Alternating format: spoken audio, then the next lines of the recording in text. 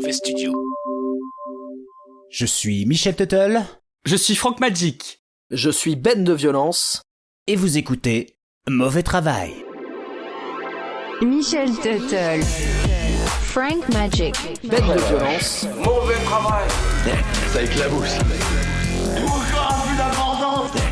Frank Magic. Michel Tuttle. Bordel, ils nous volent notre travail. Et moi. Ce manque d'humilité en face de la nature qui se manifeste ici me terrifie. Frank Magic. Ben de Violence. Michel Tuttle. Le sang de la terre va dépendre de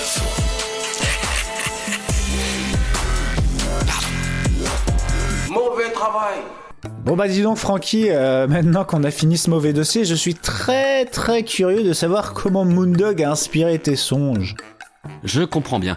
Et ça tombe bien, justement, c'est le moment pour moi de raconter mon dernier rêve. Et c'est le moment pour moi d'envoyer le jingle. Le rêve de Francky.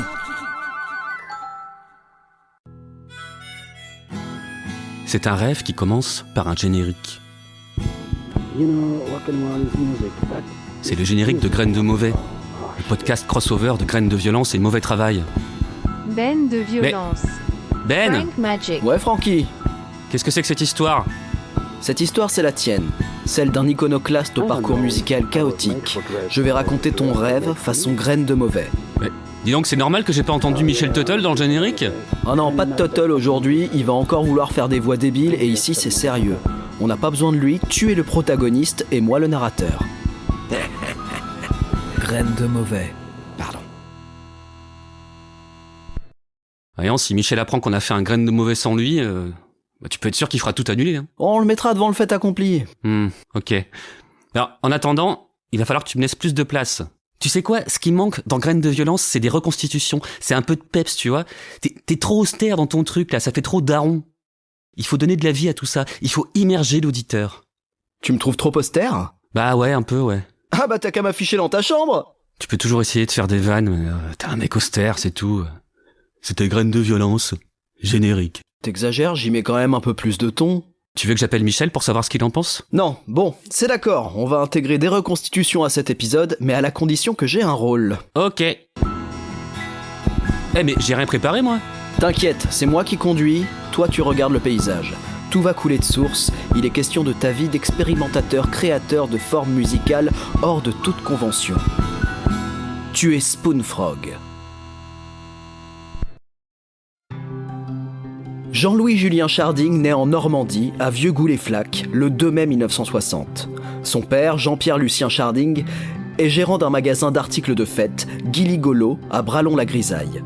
Sa mère, Jeanne-Marie Julie Ramon, joue du triangle dans l'orchestre bralonnais. La naissance de Jean-Louis commence par un drame. À peine voit-il la lumière du jour que son père allume un cierge magique pour fêter sa naissance. L'inconscient approche le cierge trop près du nouveau-né, les étincelles lui brûlent la rétine des yeux. À cause de ce blaireau, je perds la vue dès la naissance. Je développe alors un usage extra fin de mes autres sens, en particulier de mon ouïe. Je suis donc naturellement très sensible à la musique. Jean-Louis reçoit son premier instrument à l'âge de 5 ans. C'est un piano en braille que lui offre son père, qui se dit que quitte à aveugler son fils, autant en faire un pianiste. Or, si Jean-Louis fera bien usage de ce piano, il n'en jouera pas de façon traditionnelle, et cela deviendra vite un problème au sein du foyer. Pour l'anniversaire de sa mère, il compose sa première pièce musicale qui consiste tout d'abord à tambouriner le clavier avec ses poings, puis avec sa tête, et enfin avec une hache dans un bouquet final supposé éblouissant. Mes parents ne semblent pas convaincus par mes talents. Pour essayer de cadrer ma bouillonnante créativité, ma mère me traîne à l'un des concerts de son orchestre en espérant me montrer le bon exemple. J'ai un peu peur de m'y ennuyer, mais bien vite, mes craintes s'envolent. Jean-Louis est conquis dès le départ, avant même que les musiciens ne commencent à jouer. En effet, ces derniers, comme à leur habitude, accordent leurs instruments dans un étrange brouhaha sonore qui capte l'oreille du tout jeune Charding. J'adore ce chaos musical qui m'enveloppe de chaleureuses vibrations. Le concert commence ensuite.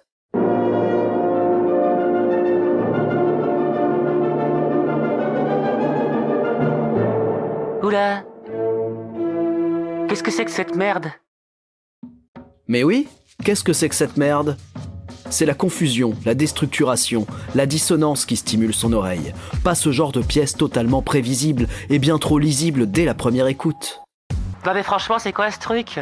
Ils sont tous complètement synchro, tout le monde coincé dans le tempo, personne qui n'ose sortir de la gamme. Et vas-y que je te joue tout en 440 Hz. En plus, il y a du basson. C'est n'importe quoi. Non, moi, je vais faire mes propres recherches. Je vais mener mes expérimentations et je finirai bien par produire mon propre son. Une musique libérée des règles de la composition et de tous ces carcans qui brident l'ambition fougueuse des créateurs. Un jour, alors que Jean-Louis se promène avec son père dans le centre commercial de Bralon-la-Grisaille, il tombe sur les Bus du Soleil, une formation musicale à base de flûtes de pan, de tambours en peau de bête, de nappes synthétiques connectées aux énergies terrestres et d'incantations chamaniques portées par la voix vibrante du meneur Poulet Bleu. Celui-ci me porte sur ses genoux, alors que je le dévisage avec admiration, et papa immortalise ce moment avec son Kodak jetable 24 poses pour 50 francs. Jean-Louis gardera toute sa vie la photo dans son portefeuille et la brandira très souvent pour prouver son affinité avec la culture amérindienne, qui dès lors prend une place prépondérante dans sa vie. Non, attends, Ben, on ne dit pas culture amérindienne, on dit native américaine. Ceux que tu appelles indiens d'Amérique, ils n'ont rien d'indien et ils sont plus américains que John Wayne. Alors, le terme amérindien, tu le gardes pour ton pote Christophe Colomb. Ok. Ok, oui, désolé, pardon. Merci. J'avais pas fait gaffe. Tu peux continuer. Ok, donc il grandit, et au fil des anniversaires, il se fait offrir la panoplie intégrale pour incarner son propre projet musical d'inspiration Cherokee. Jean-Louis ne compte que sur lui-même pour créer et jouer sa propre musique, alors il trouve enfin une utilité aux boîtes de mécano que lui offre son grand-père à chaque Noël et dont il n'a jamais rien eu à foutre. Il se bricole un dispositif qui lui permet de jouer sur plusieurs instruments en même temps. Bon, en gros, il se met en configuration one-man band.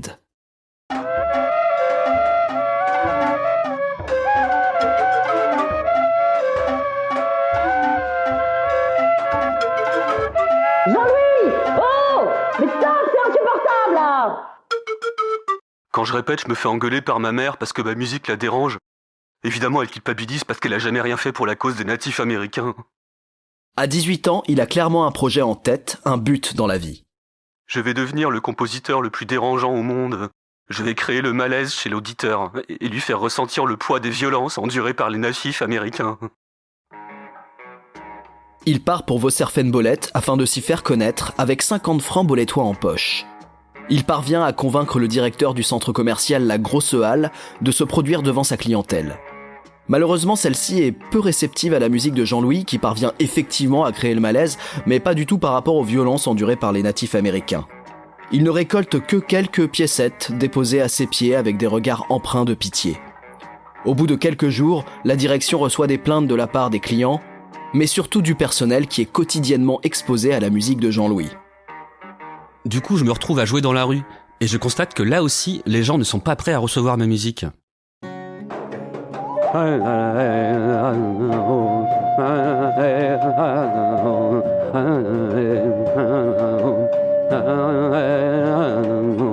Plus jamais ça, plus jamais ça. Tu vas bientôt fermer ta gueule!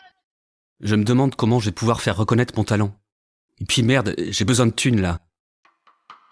Jean-Louis gagne un peu de sous en posant pour des écoles de coiffure. En effet, il présente une longue et foisonnante chevelure qui permet des coupes fort créatives. Il y a quand même une condition, c'est de jamais laisser moins d'1 mètre de cheveux. Parce que mes cheveux longs, c'est ma singularité. Ceci dit, Jean-Louis déchante un peu lorsqu'il consulte un bouquin sur l'histoire du rock et réalise que les cheveux longs sont légion dans la musique contestataire.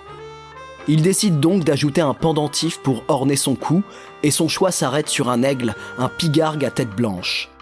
Il apprendra plus tard qu'il s'agit du symbole de la souveraineté des États-Unis d'Amérique. C'est ballot. Bah oui, mais c'est des conneries. De manière, ils ont volé un symbole indien. C'est scandaleux. C'est de l'appropriation culturelle. Je vais lancer une pétition pour faire cesser cette supercherie. Jean-Louis, tu es sûr de bien connaître le concept d'appropriation culturelle ? Bon, bref. Jean-Louis reprend sa place de trottoir, arborant fièrement son pendentif. Mais les affaires ne décollent pas pour autant. En plein désespoir, l'artiste de rue Fauché peine à se distinguer parmi les improvisateurs manouches, les envolées rêveuses du meilleur de Michel Berger, les figures virtuoses des diabolos enflammés et les fulgurances vibrantes des plus grands maîtres du didgeridoo. Jusqu'au jour où il rencontre Guillaume Canet. Salut Jean-Louis. Ah non! Allez! Non, Ben Pourquoi non? Attends, non mais il était dans les trois derniers rêves de Francky, et là pour une fois que je suis là... Non. Attends, il est déjà apparu dans 3 rêves en tout, donc moi, j'ai sorti de ma tête, c'est hors de question, et non négociable, il dégage. Ouais, ok, bah d'accord. Non, n'importe quoi. Ok. Ouais, bon, ok, après c'est moi qui suis austère. Bon, d'accord, mais alors du coup ça change un peu la destinée de Jean-Louis, là. Faut que je gribouille un truc. Va trouver Attends autre 2 chose, trouve autre secondes. chose.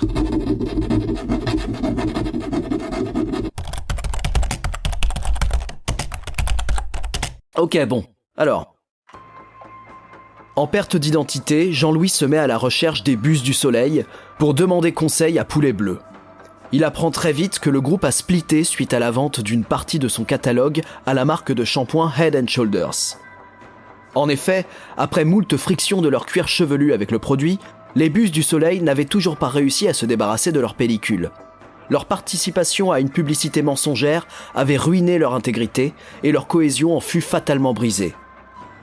Déchu, Poulet Bleu dut refaire sa vie et trouver sa nouvelle voie.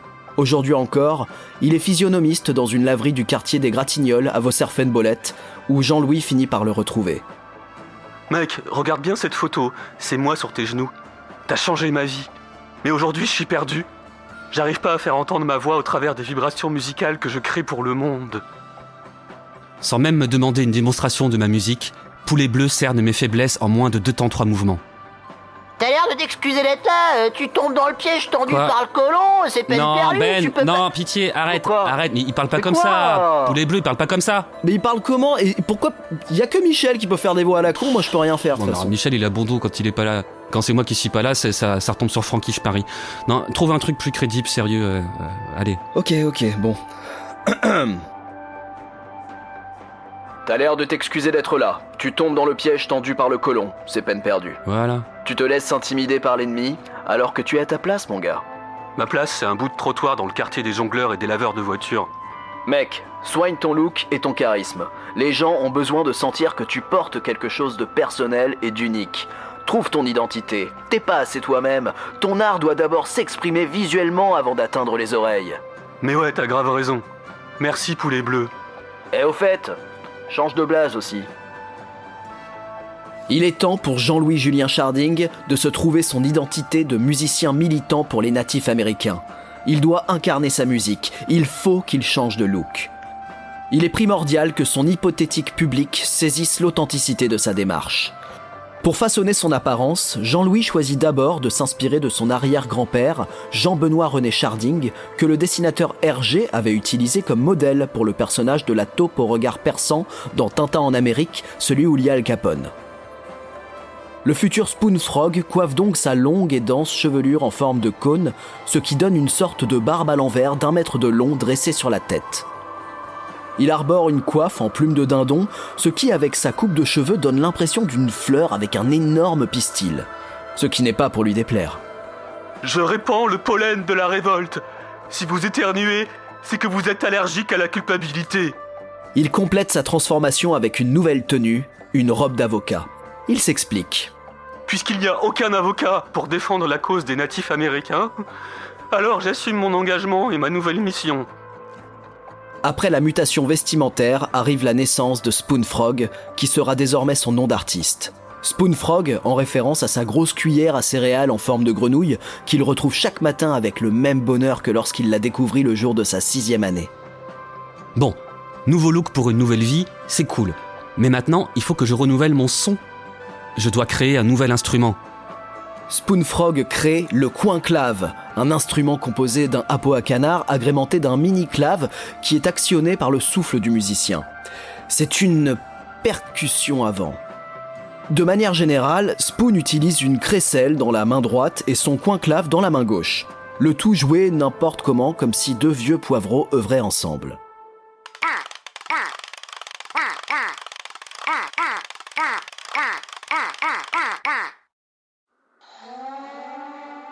Nouveau look, nouveau son, mais ce n'est pas la fin de sa révolution. Il est prêt à faire son retour dans la street pour être enfin consacré par son public, mais après réflexion, il va trouver une audience bien plus prometteuse. Je peux pas retourner jouer dans les quartiers populaires comme avant. Il faut que je fasse entendre ma cause à des oreilles plus attentives et plus influentes aussi. Bah dis donc, qu'est-ce que c'est que cet attroupement là-bas ? Devant la grande entrée des Galeries Lafayette, c'est l'agitation, le défilé de limousines d'où sortent des personnalités aux accoutrements improbables, qui prennent la pose sous les flashs des photographes et les cris des kidams. C'est l'événement annuel des créateurs de mode à Vaux-Serfenbollet, la Fashion Chic. Et tout d'un coup, Spoonfrog aperçoit Guillaume Canet. Oh non, c'est pas possible! Ben! Mais il fait que passer, c'est un figurant! Oh mais ça sert vraiment à rien! Ouais, mais c'est pour ça que je l'ai choisi. Bon, tant pis, reprenons. Oh là là. Spoonfrog se rapproche de la foule. En préparant ses instruments, il se faufile entre deux limousines, se place au bout du tapis rouge pailleté et improvise.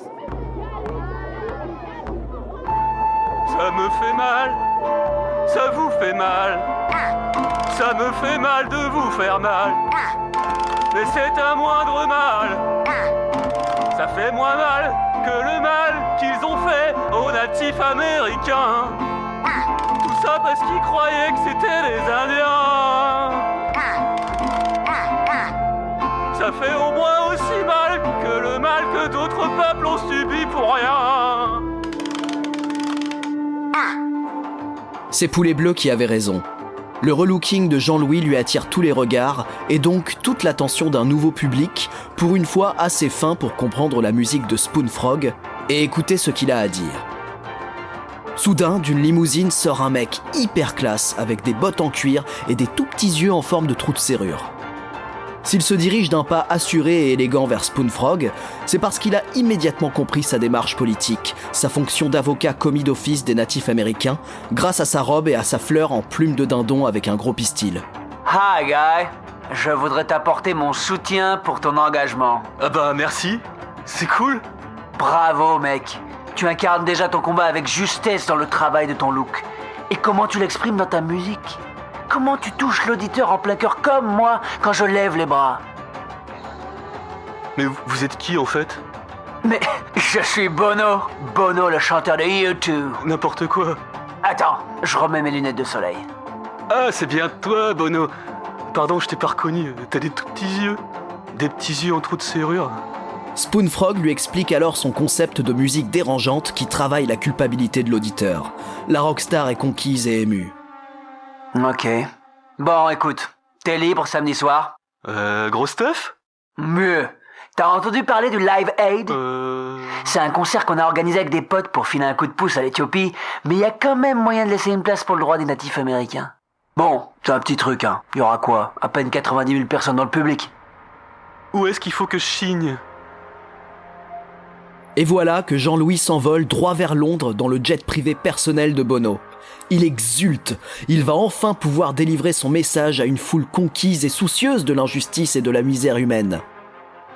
Comme s'il n'était pas déjà assez euphorique, Bono effectue d'élégants loopings avec son avion, car en plus d'être le plus grand chanteur du monde, c'est un pilote exemplaire. Alors c'est vrai, c'est super les loopings et tout. Sauf que Vaux-Serfenbollet, c'est genre à 140 km de Londres. Et du coup, t'as pas trop le luxe de faire le con. Total, on a dépassé Londres de 500 km. Le temps de faire demi-tour, on était au-dessus de la Norvège. Résultat, on a atterri au Live Aid, mais alors complètement à la bourre. Arrivé au stade de Wembley, les deux se précipitent dans les coulisses, Bono parvenant à passer incognito parmi la foule en enlevant ses lunettes de soleil, et lorsqu'ils y parviennent, Freddie Mercury entonne les derniers mots d'une version particulièrement épique de We Are the Champions. Ok, bon, t'inquiète Jean-Louis. Le concert n'est pas fini. Tu vas pouvoir passer juste derrière le set de Queen. Ils ont chauffé le public pour toi.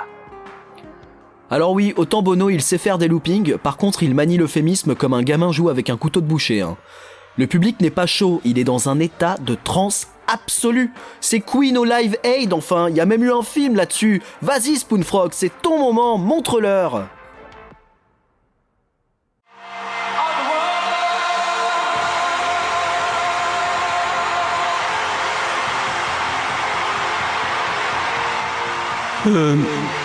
S'il vous plaît. Donc, je voudrais vous chanter une chanson à propos des Indiens, mais pas des Indiens, enfin vous savez, autochtones. Enfin bref, les natifs américains. Bono, tu veux bien m'aider un peu sur le refrain, s'il te plaît? Ok, avec plaisir. Mais je reste dans les coulisses. Je veux pas t'éclipser. Je suis un mec humble. Ok, j'y vais. Je te parle à toi, l'homme blanc. Comme tu vois, moi aussi je suis blanc. Nous portons le poids des violences perpétrées par nos parents. Il est temps de balayer devant leurs portes maculées de sang. Oh shit. Oh, white man. White man. C'est à toi que je parle, white man. I'm talking to you, white man. Tu les as parqués dans des réserves, mais ils ont perdu leur identité. Ils savaient vivre avec des peaux de bête, tu leur as mis l'électricité. Alors adieu l'homme médecine et son savoir millénaire. Bonjour les pharmacies et les effets secondaires. Oh, white man, white man. Rien qu'une chanson, white man, pour que t'oublies pas, white man. So you won't forget, white man. Ok, je crois qu'on en a assez entendu là. Générique. White man, white man. C'était Graine de Mauvais, générique. Oh, white générique. man. Générique. Générique, merci. Haine de violence. Frank Magic. I'm not the fucking victim. I'm just a motherfucker. Graine de Mauvais.